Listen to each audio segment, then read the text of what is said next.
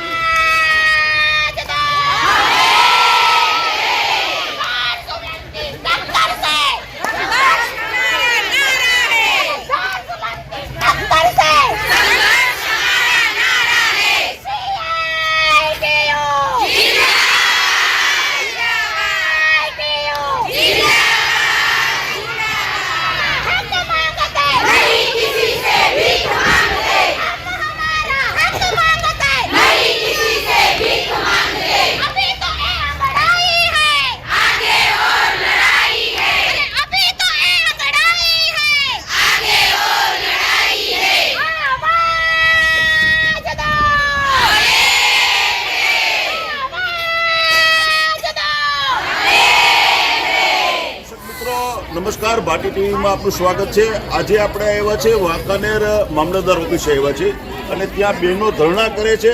તો શું ધરણા છે અને તમારી શું માંગ છે અને કયું તમારું યુનિયન છે એના વિશે જરા કહેશો તમે? મારું નામ મુંબઈ સુપ્રિયાબેન છે. હું રાજ્ય કારોબારની સભ્ય છું અને વાંકાનેર તાલુકાની પ્રમુખ છું. આજે અમારે ધરણા છે, એક દિવસની કામથી અળગા રહીને અમે ધરણા કરી રહ્યા છીએ અને સાહેબને આવેદનપત્ર આપશું.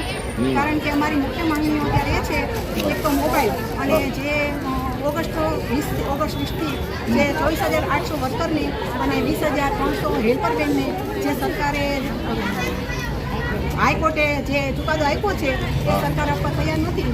તો હવે પછી 16 તારીખે જે બજેટ રિવ્યુ થવાનું છે તો સરકાર એમાં અમારો જે પગાર વધારો છે એનો સમાવેશ કરે અને એરિયસ સાથે અમારો પગાર ચૂકવે, બરાબર.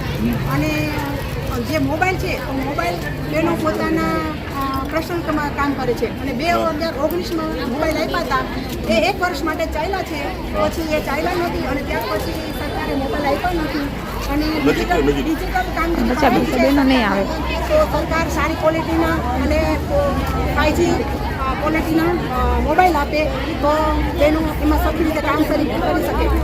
સરકાર મહિલા સશક્તિકરણની વાતો કરે છે પણ મહિલાનું ખૂબ શોષણ થાય છે. આ પાયાની બહેનો છે, કામગીરી પાયાની કરે છે અને એનું બહુ શોષણ થાય છે. નવી એપ્લિકેશનો, પોષણ ટેકર, પોષણ સંગમ, અત્યારે એવી આવ્યું છે. હેડ કાઉન્ટ કરવાના, હેડ કાઉન્ટ 40 છોકરાઓ બેઠા હોય તો 2 જ કાઉન્ટ થાય છે. તો બહેનો શું કરે? તો જે બહેનો કે મહિલાનું સશક્તિકરણ છે તો આમાં તો મહિલાનું શોષણ જ છે, બરાબર. તો આ બધું બંધ કરે અને સરકાર છે એ અમારું એરિયસ સાથે પગાર વધારો કરે બજેટમાં અને નવા મોબાઈલ આપે. આ અમારી માંગ છે. બરાબર. તમારી શું માંગણી છે? અમે આશા વર્કર છીએ.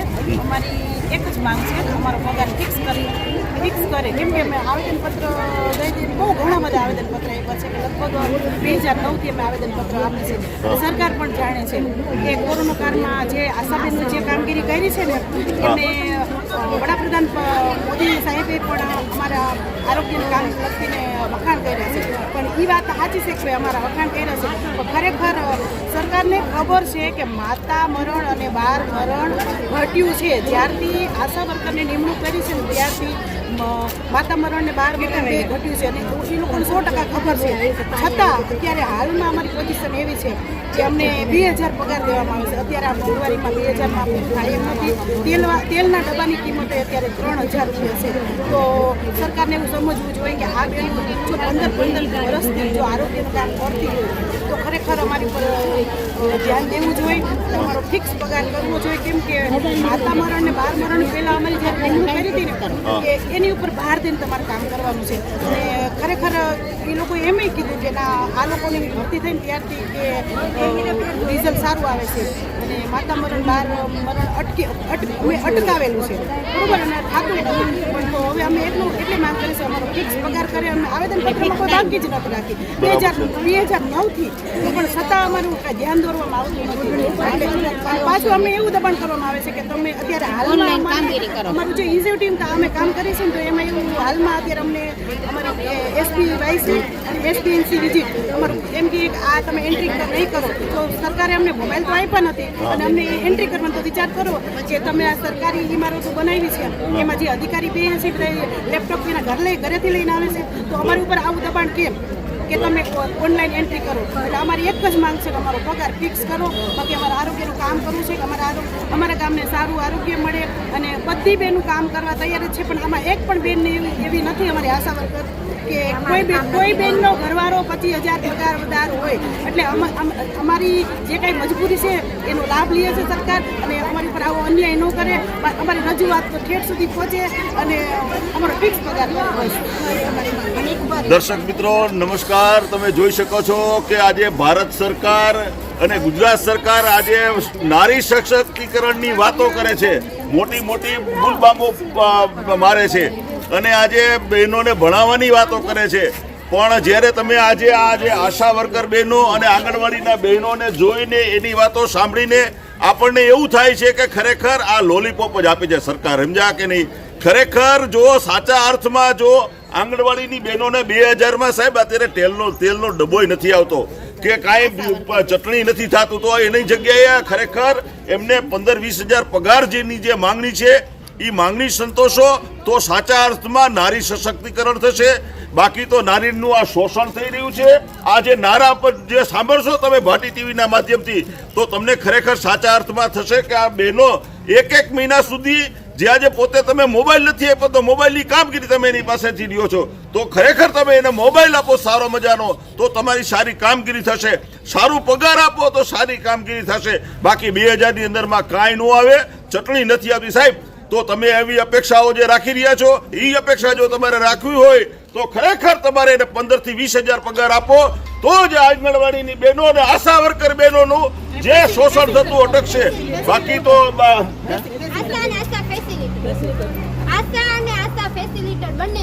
હા, આ બંને બહેનોનું જો સાચા અર્થમાં જો તમારે ઓલું કરવું હોય તો તમે એને ન્યાય આપો.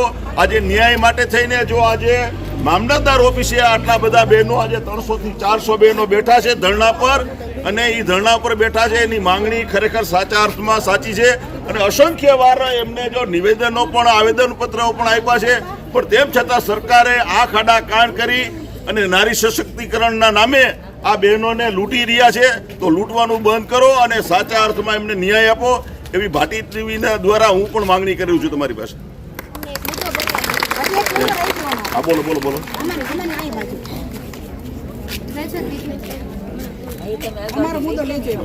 આશા અને આશા ફેસિલિટર બંનેને ઓછા વેતનમાં કામ કરવામાં આવે છે, અને HBNC અને HBYC અમારી પાસે ઓનલાઈન કામગીરી માગે છે, તો એને સક્ષમ મોબાઈલ નથી હોવા છતાં અમારી પાસે કામગીરી જોવે છે.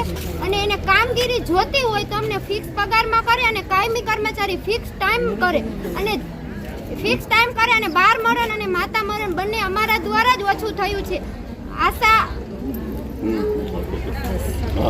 અને આશા ફેસિલિટર બંનેને 2000 માં એને કામ લેવામાં આવે છે, અને આશા અને આશા ફેસિલિટરને શોષણ કરવામાં આવે છે.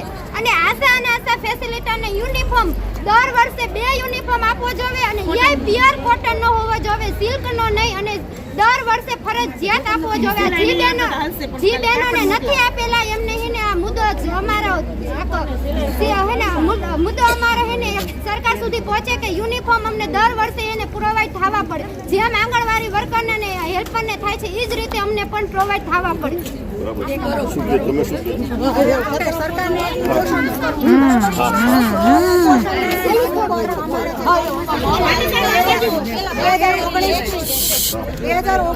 જે દર નક્કી કરવામાં આવ્યા છે એ જ ચાલુ છે. દર વર્ષે મોંઘવારી વધતી જાય છે, બરાબર. તો અમારે 5 રૂપિયા 10 પૈસા લેખે ગોળ મસાલા આપે, એમને એમ કહે છે કે એક બાળકને 10 પૈસા લેખે શાકભાજી લો, તો 20 બાળકો બેઠા હોય તો 2 રૂપિયા થાય, 30 બાળકો બેઠા હોય તો 3 રૂપિયા થાય. તો કયું શાકભાજી 2 રૂપિયામાં 3 રૂપિયામાં આવે છે, બરાબર. અને દાળ છે અમને 80 રૂપિયા લેખે, અને બજારમાં લેવા જાઓ તો 180 રૂપિયા લેખે સારી દાળ મળે છે. ગોળના ભાવ અમે 70 રૂપિયા લેખે લે છે, એ લોકો 40-50 રૂપિયા લેખે અમને કરે છે. ફળ લ્યો, ફળ તો કેવી રીતના લેવાનું? 3 રૂપિયાનું કયું ફળ આવે છે પાટી સાહેબ, કયો તમે? તો 3 રૂપિયાનું ફળ અમને આપવાનું કે છે, તો આમાં કુપોષણ કઈ રીતે દૂર થશે? એટલે સરકાર અમે પાયાના કર્મચારી છીએ, જો પાયો જ મજબૂત નહીં હોય તો બિલ્ડિંગ ક્યાંથી મજબૂત બનશે? એટલે સરકાર અમારી આ લાગણી અને માંગણી સ્વીકારે અને અમારો અવાજ ગાંધીનગર સુધી પહોંચે એવી અમે તમને અપીલ કરીએ છીએ.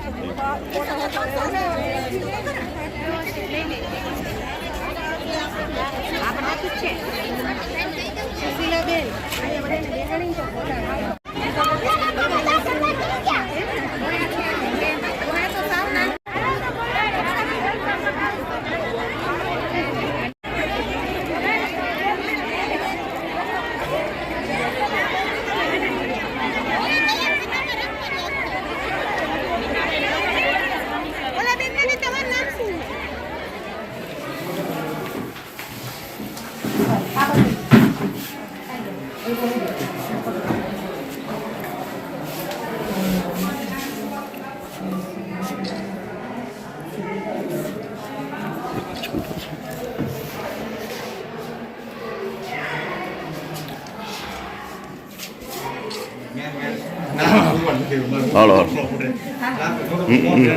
તો